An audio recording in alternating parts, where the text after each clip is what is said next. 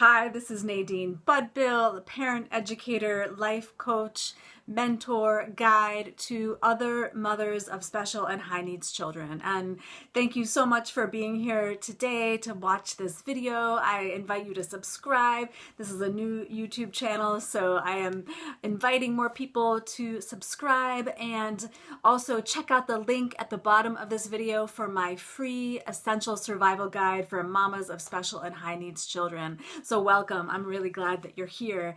And I'm going to talk about emotional health and well-being today. And what is that, right? Does emotional health and well-being mean that we are happy all the time? No, absolutely not. It doesn't.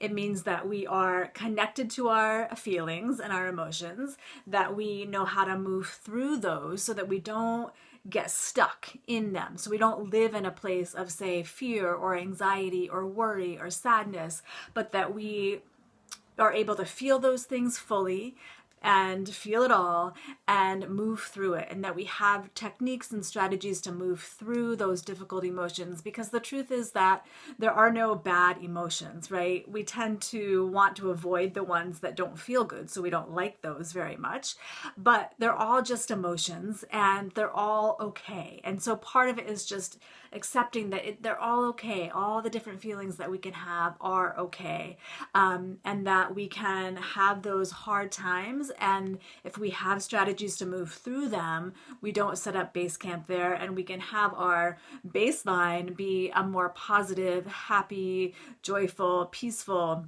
emotional place to live and call home. And why is this important for us as mothers of special and high needs children, or really for any mothers, right?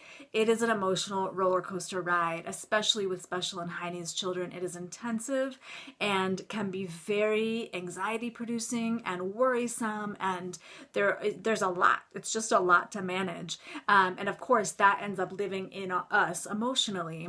And as parents and caregivers, how we tend to ourselves emotionally really, really matters, because we are on the front lines every day in and day out, showing up and caring for our children, and other people around us potentially too. And so the more that we can be in a good emotional place, and again, this doesn't mean happy all the time. This means able to have big and even hard emotions, to fully process through those, metabolize them, and then have strategies that keep us in a good and grounded place. And so that is such an important thing to be able to do. So how do we do this, right? It's too much for a short YouTube video, but, knowing that there is no such thing as a bad emotion, they're all just feelings that we have, is an important place to start. Letting yourself feel it all. Sometimes people are afraid that they're going to get stuck in misery or sadness or overwhelm if they really feel it. But often what happens is, by suppressing those feelings, by pushing them away, we end up kind of drawing it out, and then we have like low grade dissatisfaction with our lives constantly, rather than like letting ourselves feel.